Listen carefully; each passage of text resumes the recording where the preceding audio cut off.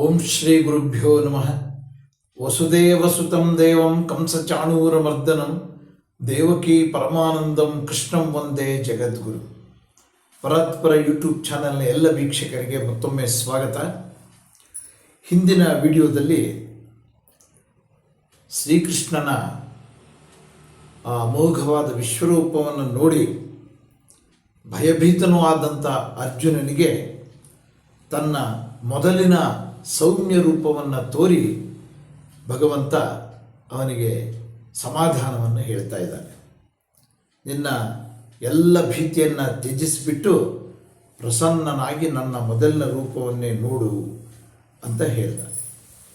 ಆಗ ಸಮಾಧಾನ ಪಟ್ಟುಕೊಂಡಂಥ ಅರ್ಜುನ, ನಾನು ನಿನ್ನ ವಿಶ್ವರೂಪವನ್ನು ನೋಡಿದೆ, ಅದರಿಂದಲೂ ನಾನು ಸಮಾಧಾನ ಆಯಿತು. ಆಗ ಉಂಟಾದಂಥ ಭಯದಿಂದ ಈಗ ನಿನ್ನ ಈ ಸೌಮ್ಯ ರೂಪ ನೋಡಿ ನಾನು ಅತ್ಯಂತ ತೃಪ್ತನಾದೆ ಅಂಥೇಳಿ ಭಗವಂತನಿಗೆ ವಂದನೆಯನ್ನು ಸಲ್ಲಿಸ್ತಾ ಇದ್ದಾನೆ ಅರ್ಜುನ ಅಂತ ತಿಳ್ಕೊಂಡ್ರೆ. ಮತ್ತೆ ಮುಂದುವರೆದು 52, 53, 54ನೇ ಶ್ಲೋಕಗಳಲ್ಲಿ ಏನನ್ನು ಹೇಳ್ತಾರೆ ಅಂತ ನೋಡೋಣ. ಶ್ರೀ ಭಗವಾನುವಾಚ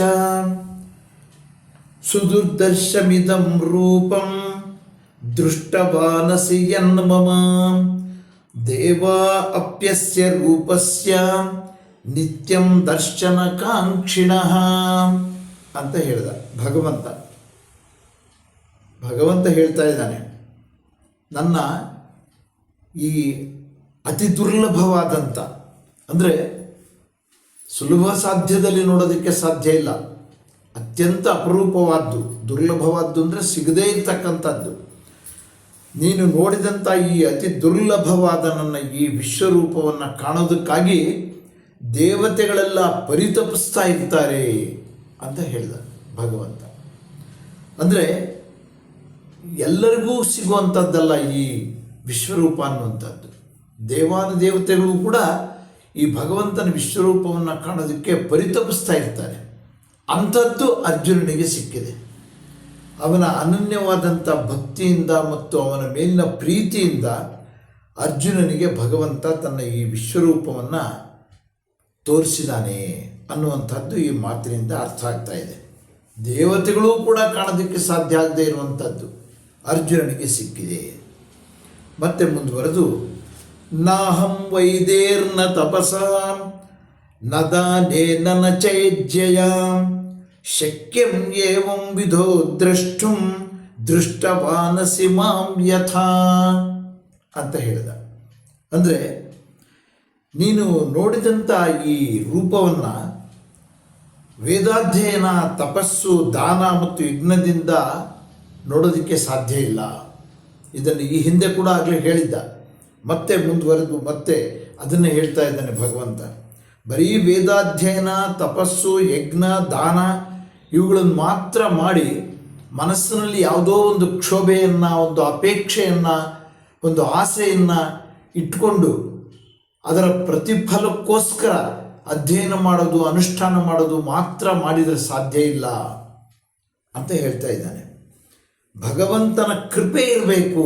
ಅದಿರಬೇಕು ಅಂದರೆ ಅನನ್ಯವಾದಂಥ ಭಕ್ತಿ ಇರಬೇಕು ಅನ್ನುವಂಥ ಮಾತನ್ನು ಅರ್ಜುನನಿಗೆ ಶ್ರೀಕೃಷ್ಣ ತಿಳಿ ಹೇಳ್ತಾ ಇದ್ದಾನೆ. ಬರೀ ಅಧ್ಯಯನ ಇತ್ಯಾದಿಗಳಿಂದ ಮಾತ್ರ ಸಾಧ್ಯ ಇಲ್ಲ, ಭಗವಂತನ ಕೃಪೆ ಇದ್ದರೆ ಮಾತ್ರ ಸಾಧ್ಯನಪ್ಪ ಇದು. ಅಂಥ ದರ್ಶನ ನಿನಗೆ ಪ್ರಾಪ್ತಿಯಾಗಿದೆ ಅಂತ ಹೇಳಿದ.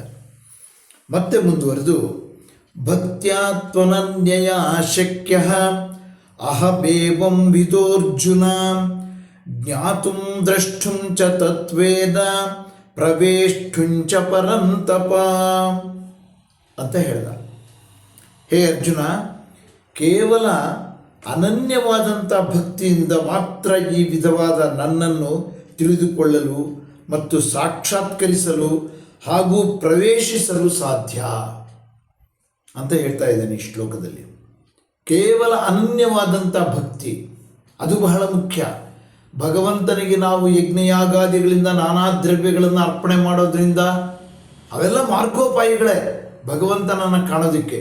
ಆದರೆ ಪ್ರತಿಫಲಾಪೇಕ್ಷೆಯನ್ನು ಇಟ್ಕೊಂಡು ನಾವು ಭಗವಂತನಿಗೆ ಇವೆಲ್ಲ ಅರ್ಪಣೆ ಮಾಡೋದ್ರಿಂದ ಆ ದಾರಿಯಲ್ಲಿ ಹೋಗೋದಕ್ಕೆ ಸಾಧ್ಯ ಆಗುತ್ತೆ.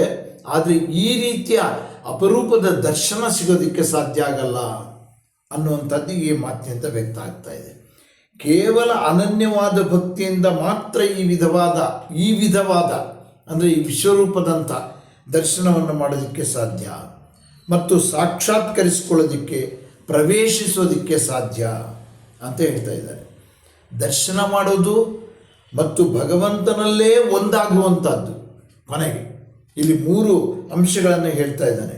ಭಗವಂತನನ್ನು ಏನು ಅನ್ನೋದನ್ನು ತಿಳ್ಕೊಳ್ಳೋದು, ಮೊದಲನೇದು ತಿಳ್ಕೊಳ್ಬೇಕು ನಾವು ಭಗವಂತ ಏನು ಅನ್ನೋದನ್ನು. ಎರಡನೇದು ನಾವು ದರ್ಶನ ಮಾಡುವಂಥ ಒಂದು ಪ್ರಯತ್ನವನ್ನು ಮಾಡಬೇಕು. ಮತ್ತು 3ನೇದು ಭಗವಂತನಲ್ಲೇ ನಾವು ಒಂದಾಗುವಂಥ ಒಂದು ಭಕ್ತಿಯನ್ನು ನಾವು ರೂಢಿಸ್ಕೊಳ್ಬೇಕು. ಅದರಿಂದ ಇಂತಹ ಒಂದು ದರ್ಶನ ಮಾಡೋದಕ್ಕೆ ಸಾಧ್ಯ ಅಂತೇಳಿ ಶ್ರೀಕೃಷ್ಣ ಅರ್ಜುನನಿಗೆ ಬೋಧಿಸಿದ್ದಾನೆ ಅಂತ ಹೇಳ್ತಾ ಇವತ್ತಿನ ಈ ವಿಡಿಯೋವನ್ನು ಮುಕ್ತಾಯ ಮಾಡ್ತೀನಿ. ನಮಸ್ಕಾರ.